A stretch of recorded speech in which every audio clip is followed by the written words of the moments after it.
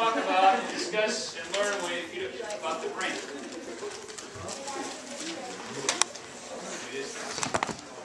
Okay.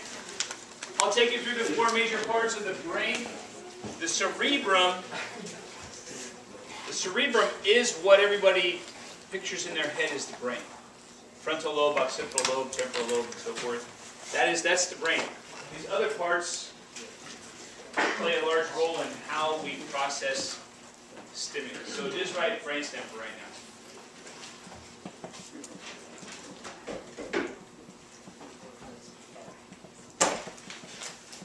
Okay, the brainstem consists of three parts, and we'll go through each of them individually, and we'll talk about how they affect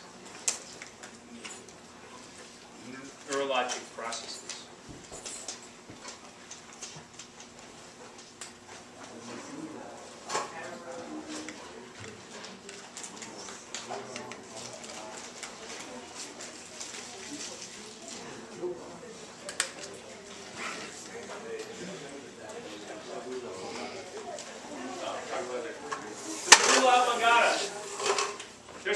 There's one term that's used in neurology that I haven't heard used physiologically anywhere else. It's continuous. Continuous means you start at one part of a system and it flows into the other. And the medulla oblongata is what is the continuation of the spinal matter and the transition into the brain. The medulla oblongata does lots of things. It's the regulator of heartbeat, cardio vessel size or cardiac blood vessel size.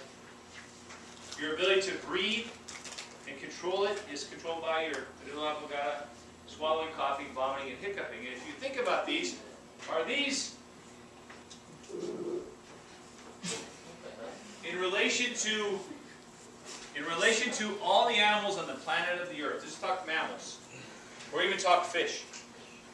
Do all living things do what is up there on the board? Is that part of life? Yeah. It is. So when you dissected your lamprey, the lamprey has a medulla oblongata, a midbrain, and a pineal gland. So that a lamprey can do all this stuff. So this is, medulla oblongata is the primitive brain. And it's evidenced by our lamprey work.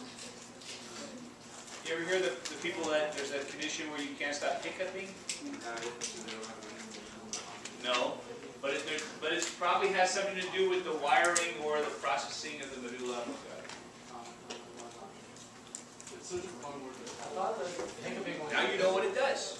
You can go home and talk about it. I thought your hiccuping caused regularity in your diaphragm. It is. It is. But your diaphragm is regulated by your brain, by your autonomic nervous system.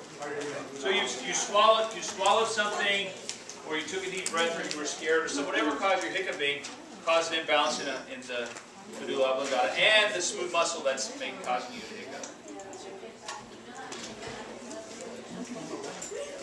Works for me. You hold your breath for a minute and then you'll go away.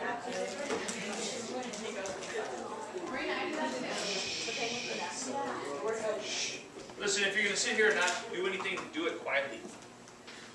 The pons are the bridge between the primitive brain and the more advanced brain. I'm not exactly sure whether those pons are working in this classroom or not, but it is the connection of the primitive brain to the mature college student brain.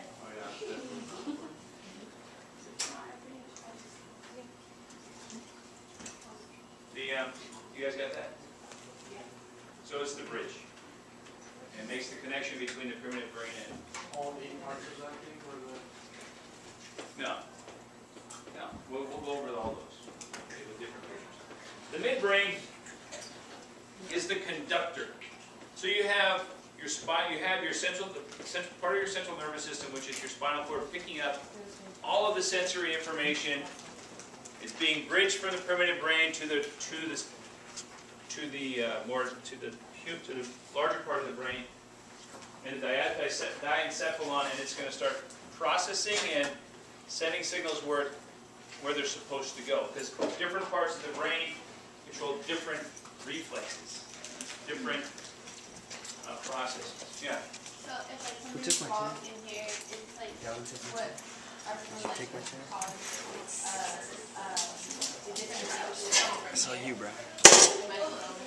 Absolutely, we're going to talk a lot about that today. Not a lot, but we're going to touch on it. And the degradation of the midbrain is directly linked to and associated with Parkinson's. The midbrain has a lot of blood flow. Restricted blood flow and other connections to Parkinson's are directly associated with problems in the midbrain. That makes sense, huh? People with Parkinson's have trouble processing. So the midbrain is picking up the sensory information from the pons, and who's ever in there, or however it's working inside there, is sending signals to the wrong areas. That's Parkinson's. So a lot of studies, Parkinson's studies are based on that. The diencephalon has 3 parts. A thalamus, which is in 2 different parts, or hemispheres, a hypothalamus, and a pineal gland. Remember the pineal gland from the lamprey. And the this area, this diencephalon, this thalamus, hypothalamus, and pineal gland make up everything you are except for the intellectual side of your personality. So it's pretty cool stuff. The thalamus is the inner chamber. If you have the opportunity, and you might have the opportunity if you're good enough to get your brain out, and let's say you get most of your cat brain out, but it's not the greatest piece of dissection.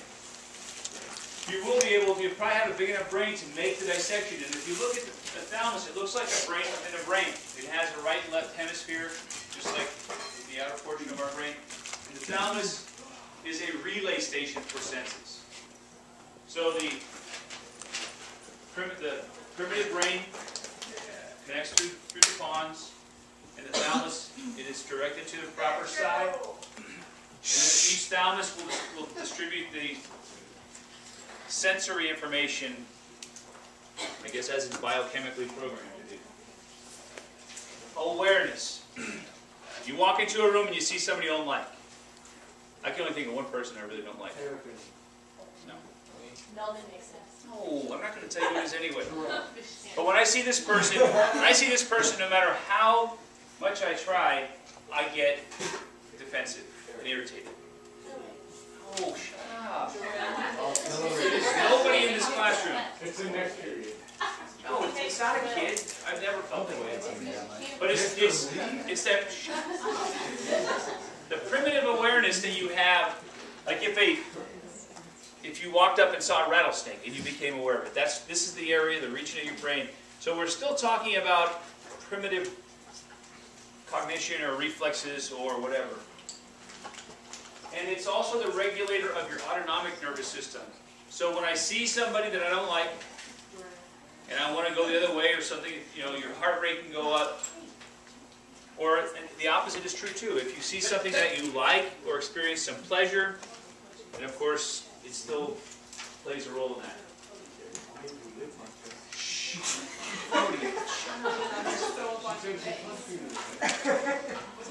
Why don't you guys go outside and discuss all this? I'll try to listen.